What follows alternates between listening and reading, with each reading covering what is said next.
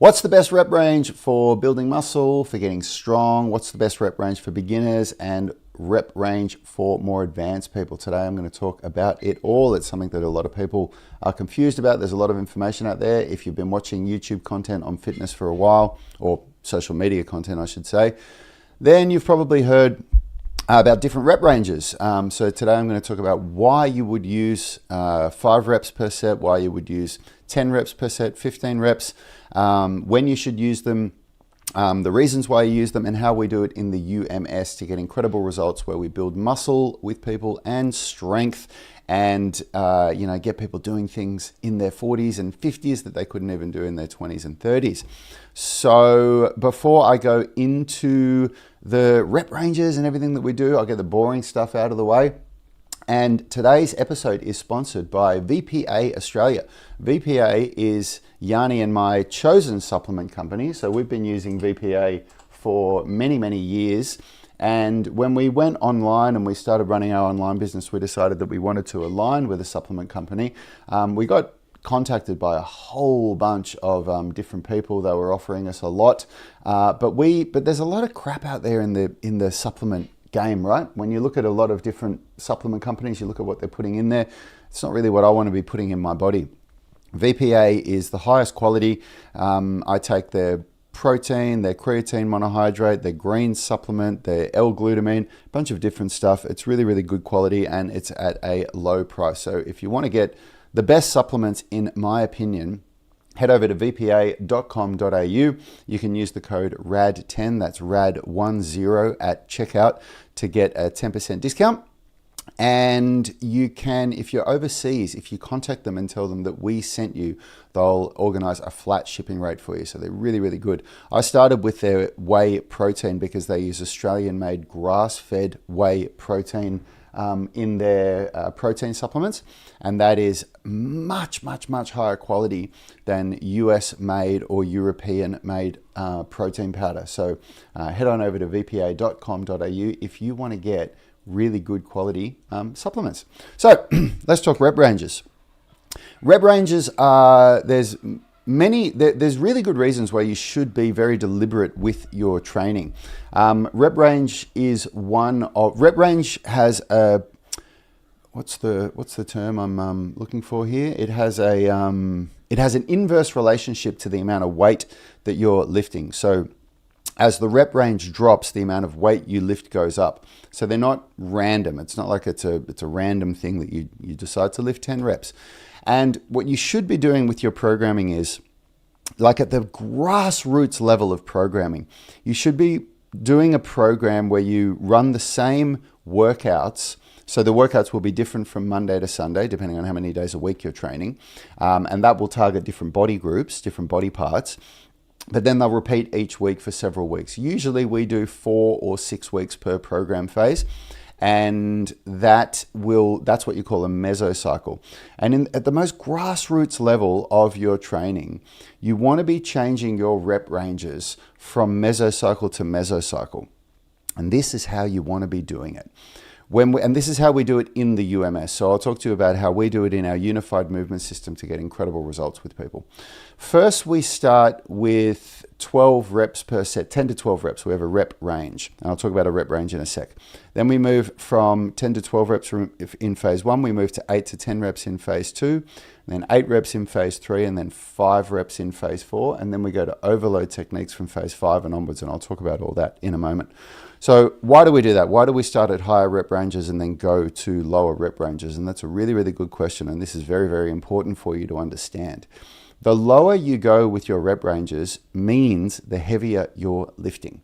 And lifting heavier for people that are new to training, or people that haven't optimized their technique, or people that are compromised with old injuries or the potential of having a new injury, it is much more risky.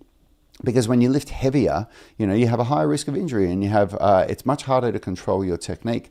So starting on a higher rep range does several things. It means you're lifting lower weights, which is safer. It also means you're doing more reps per set, obviously, which means you're doing more reps in a workout, because if you do 5 sets of 5 reps, you get 25 reps in a workout. If you do 5 sets of 10 reps, you get 50 reps in a workout of that one exercise. And what that does is it gives you more time to practice the movement. And in the earlier phases of our UMS training, of our unified movement system, we are really working to optimize technique with people. Almost everybody that I've ever worked with needs work on their technique, needs to get a little bit better at the way that they do their high bar back squats, their conventional barbell deadlifts, their chest presses, their shoulder presses, their pull-ups, split squats, all of them, all of the fundamental movements. And the fundamental movement patterns that are really important to get right at the start of your training journey, we have 7 of them. You have vertical pushing, so shoulder pressing, vertical pulling, so pull-ups, horizontal pushing, so chest pressing or bench pressing, horizontal pulling, so ring rows or bent over rows. Then you have the squat movement pattern, the deadlift movement pattern, and the split squat. And those are the 7 fundamental movement patterns that you really want to be working to master in the early stages of your training journey, because those are things that you're going to be using forever, for the rest of your life. You are going to be doing some form of vertical pushing and pulling, some form of horizontal pushing and pulling, some form of deadlifting, some form of squatting, and some form of split squatting. And if you're avoiding those 7 movement patterns, then you're not training the most fundamental movements that are going to make your body thrive and they're going to make you move really well. And so when we're maximizing the technique on those movement patterns, we want to be training lower weights so that people don't feel like when they get to the end of the rep that they're really, really struggling and they have to reduce their range of motion, or, have to fight to be able to maintain the technique. So that's why we start with a 10 to 12 rep range. And then as we move to phase 2 and phase 3, we gradually reduce the rep range, which gradually increases the intensity, okay? And then what we've done after the 3 foundational program phases, this is where we're working on structural balance and really dialing everything in for everybody, and preparing them for the more intense stuff. Then when they get to phase 4 in the UMS, we do our first 5x5 mesocycle, where you do 5 sets of 5 reps. And it's quite widely accepted. There's plenty of research to support that training for strength. So what happens when you train for to build strength? When you train more than 5 reps, you work into a rep range that isn't optimal for building maximal strength. You can still build muscle at most rep ranges as long as you go to failure, although it's more beneficial to be training higher rep ranges if you want to build muscle. We want more volume, but I've talked about that in other episodes, and I'll touch on that again a little bit later. But when you're building maximal strength, the adaptations that are occurring in the body are less about the adaptations that are happening within the muscle fibers and more about the adaptations that are happening within the nervous system. So when you train higher than 5 reps, you're not really training maximal strength. So when you're looking to increase the amount that you can press on your bench press or on your squat or on your deadlift, generally speaking, you want to be training 5 reps per set or less. Those are the best ways to increase your maximal strength. And so when we get to that 5x5 mesocycle, that's the first time that we're really working to build maximal strength. We've dialed in the technique and we've worked on building muscle. We've worked on getting people's head around the way that the workouts work, the way that you do your exercises, the way that it all fits together. And now we can start, throwing a bit more weight on the barbells. And then what we do from there is we move into overload techniques. So in phase 5, we do supersets. So supersets is an overload technique to build maximal muscle. And that's where we're doing we do 2 exercises that are performed on the same muscle group with less than 10-second rest between sets. So the idea of that is that you basically go to failure twice. And we do 8 reps on the first exercise, and then we rest for 10 seconds, and then you do an exercise on the same muscle group, and we do 12 reps. So it's a huge amount of volume in one set on one muscle group. It's 20 reps on one set before you rest and recover, and then repeat the exercise again. And then in phase 6, we do wave loading. So that is maximal strength training. That's what I'm doing at the moment, where you do 5 reps, then you rest, your full rest period, increase the weight, and then do 3 reps. Rest, increase the weight, and then do 2 reps, and then you repeat the wave again for 3 waves again. So you do 6 sets in total: 5, 3, 2, 5, 3, 2. So that's real strength training there, because you're doing 2 sets where you're doing 2 repetition max. So you're lifting very, very heavy. Then in phase 7, we do rest pause method, which is another hypertrophy technique. So the idea is to be able to go to failure multiple times with rest pause. So what you do is you choose an amount of weight where you fail somewhere between 4 and 8 reps.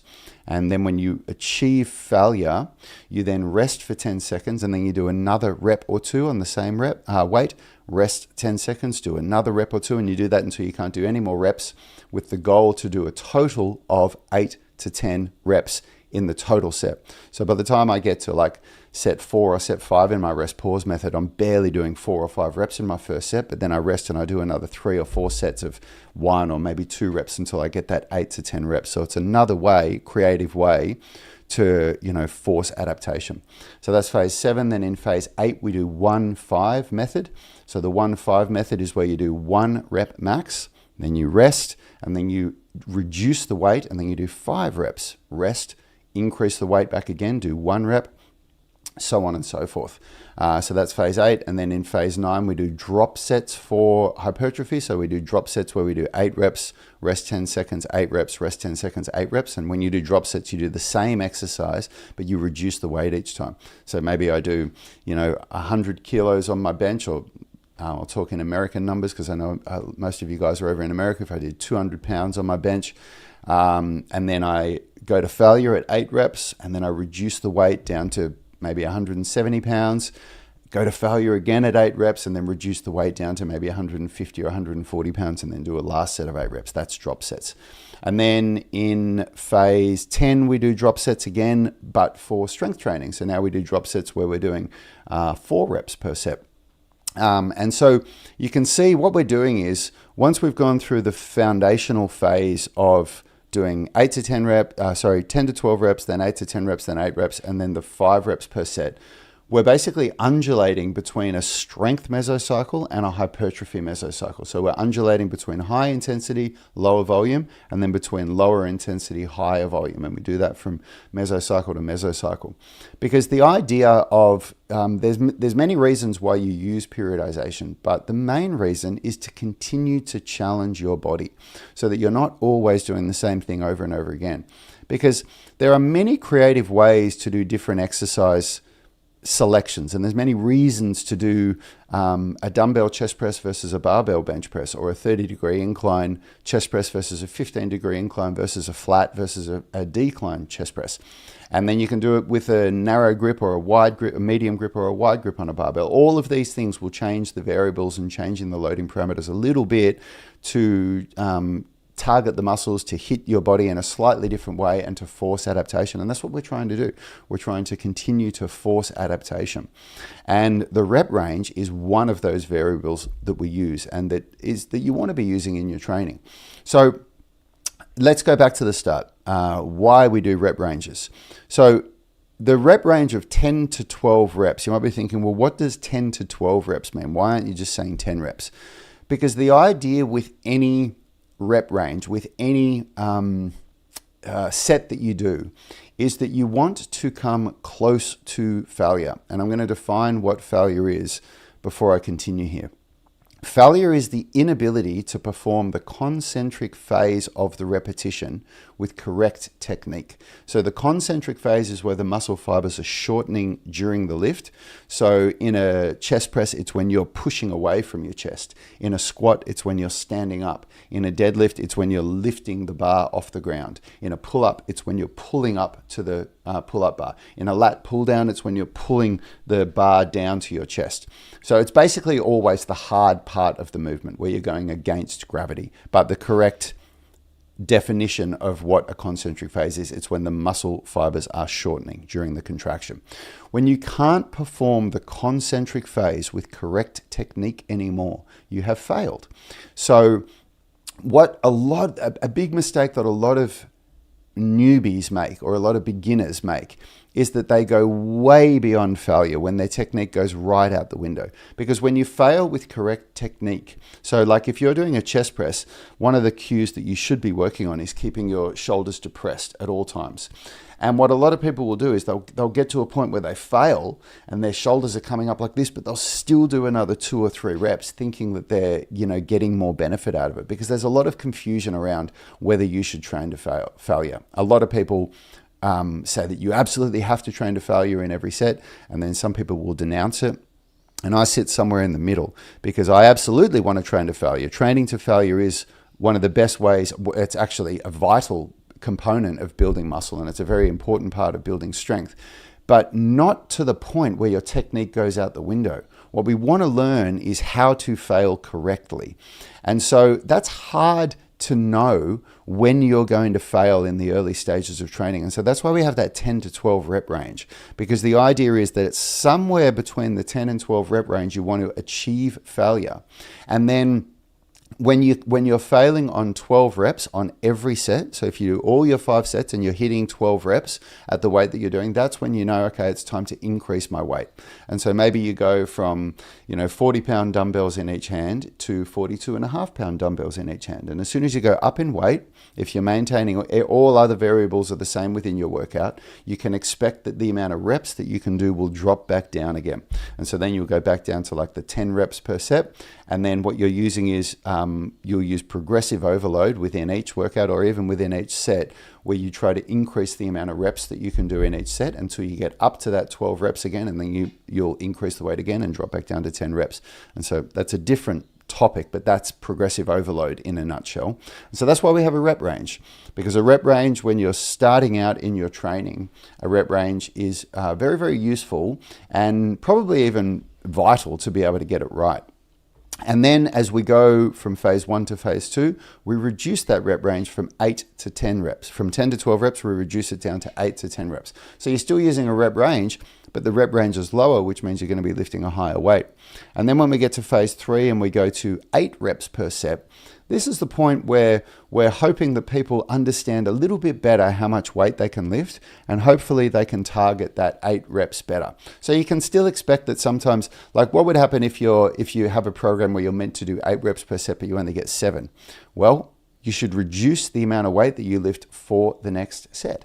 And inversely, if you're meant to do 8 reps per set, and you get to 8 and you think, I could have done another 1 or 2 there, then you should increase the amount of weight that you lift per set. And then by the time we get to 5x5 training, we really want to have a decent understanding of how much we can lift. And when you do strength training, this is a really important part of it. You don't ever want to fail a rep on strength training. You don't ever want to miss a rep where you don't achieve it. You want to get every single rep. So normally with strength training, what we tell people is that you start at a weight that you're absolutely certain you're going to be able to lift, and then you potentially increase the weight each set until you finish on the same weight that you started on or a higher weight. You do not want to finish a strength training workout on a lower weight than you started, because it sends a signal through the nervous system that's contradicting what we're trying to achieve in this workout. We're trying to teach the nervous system that we're getting stronger and that we can lift more. And if you finish on a lower weight than you started, then you actually send a signal to the nervous system that stifles that process. So, that's a whole nother thing to talk about. So I hope this helps. I hope this has given you guys a little bit of clarity on rep ranges. I'm going to answer a couple of questions before I finish here. Ashish is saying, I do lateral raise heavy and I don't feel much fatigue on the shoulder. can that grow muscle? Yeah, the lateral raise can definitely grow muscle. It is a favorite of a lot of bodybuilders, but it is a supplementary exercise. I would never use a dumbbell lateral raise as a primary lift. I would always use I use a dumbbell lateral raise in supersets when we're doing vertical push-pull, so with a dumbbell shoulder press, and then superset with a dumbbell lateral raise. That's a great way to do it. Or a dumbbell lateral raise as a supplementary exercise. So after you've done your primary work and you want to get more volume on those shoulders, you can do a dumbbell lateral raise. Anuj is saying, good morning, tribe. Hello from San Francisco. Good morning to you too, Anuj. Is it still morning in San Francisco, is it? I'm not 100% sure of what the time difference is over there. Amber is saying, if you have had an injury many years ago, even though you have been completely rehabbed, does that change how you as a coach set up someone's program? Yes, it does. It absolutely does. So if somebody's had you know what, Amber, that's a really good question. And I'm going to answer it in a way that probably a lot of people, I don't know, maybe don't want to hear or don't understand, and hopefully I can shed some light on it. So as a coach, the majority of people that we train are over the age of 35. Not everybody, but the majority. A lot of them are in their 40s, a lot of them are in their 50s, and some of them are even in their 60s. And I go into training every single person with the presumption that they have injuries that they have either forgotten about or that they haven't told me about. Because I've been doing this for 20 years now, and the number one thing that stops people achieving their goals, besides losing motivation and just not continuing, the number one thing is injury. Injury coming up and rearing its head. It's rare that I would say, the number one reason that people aren't achieving their goals is they're not working hard enough or they're not pushing themselves hard enough. Usually I have to get people to put the brakes on a bit and take their foot off the accelerator, because what happens is people get injured or old injuries come back.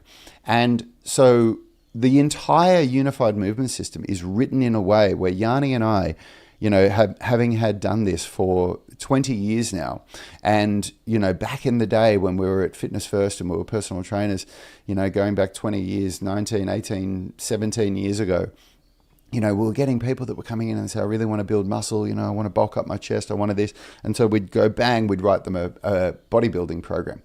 And 6 weeks into it, they'd stuff their shoulder, and then they'd have to go and see a physiotherapist. And this was back before we knew how to rehabilitate injuries as well as we do now. And then the physio would be saying, oh, you can't do this and you can't do that. And, a lot of physical therapists, they don't really understand that some people are working with coaches that can really guide them in a good and safe way. And they give them advice like, you should stop all of that and you should only do these little dicky exercises for your rotator cuff or whatever it is. And it really stifles people's progress. And so we had enough of that happening that we both decided that no matter what people's goals were, that we were going to put people through 3 phases of structural balance training. And we also did that with the guidance of somebody who I mention a lot on this, on our podcasts and on our live streams, Dr. Tony Battaji, who's our now friend, who was our first mentor in the personal training space. And we were very fortunate to be exposed to Tony earlier on in our careers. Because he is a non-biased, objective-based trainer that basically teaches what the current peer-reviewed research is showing. And he has a PhD in metabolic research, and the way that he taught us how to do structural balance training, I've never learned from anybody else. Actually, I haven't learned it, but my brother has. Yanni learned it from Charles Poliquin. I never got to train with Charles Poliquin. Yanni did. And Charles Poliquin is the godfather of structural balance training, and he was the one that introduced it to Tony Battaji, and then Tony Battaji adapted it. So anyway, so we started writing every single, no matter if somebody wanted to build muscle, wanted to learn how to do pull-ups, wanted to increase their squat depth, wanted to lose fat, didn't matter what they wanted to do, we started them on a structural balance program, which is designed, I've talked about this so many times now, it is designed to overcome imbalances in the body and prepare you for the higher demands of the programming that you are here for, that you want to do safely. And Charles Poliquin, interestingly enough, if you don't know who Charles Poliquin is, he passed away a couple of years ago now. He is he has had some of the biggest impact on the strength and conditioning community around the world than anybody ever. He is without a doubt one of the most noteworthy coaches in the world, and coaches to some of the most successful athletes, some of the most successful bodybuilders. And he is very famous for writing structural balance training programs that lasted for 9 weeks, so 3-week phases, no matter how accomplished an athlete was. So the best athletes in the world, the best bodybuilders in the world would come to him, and the first thing that they would do is a 9-week structural balance training phase to prepare them safely for the demands of what's to come. Because when you do hardcore bodybuilding or when you do hardcore strength training, it is so full on. It is so taxing on the body. If you really want to build muscle and you want to go to failure by doing supersets, you are going to be so cooked. And the risk of injury when you're doing a program like that is very, very high. So what do I do with people who have had old injuries, Amber?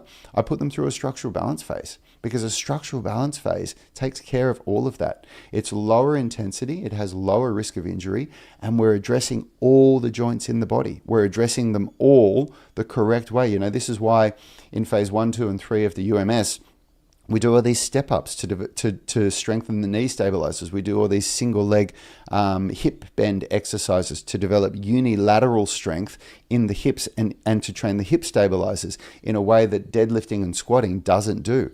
Same with the split squat progressions that we do, all for the lower body. It's why we do all these, wrist extension and wrist curls and all the different wrist training and elbow conditioning that we do. All the rotator cuff work, the scapular stabilizer work, paired with all of the big prime movers, exercises like squats, deadlifts, bench pressing, shoulder pressing, pull-ups, all of that. And it prepares the body very, very well in a very safe and effective way. So I hope that helps you guys to understand about rep ranges. I'm going to go deeper into rep ranges in my podcasts and live streams over the next couple of weeks.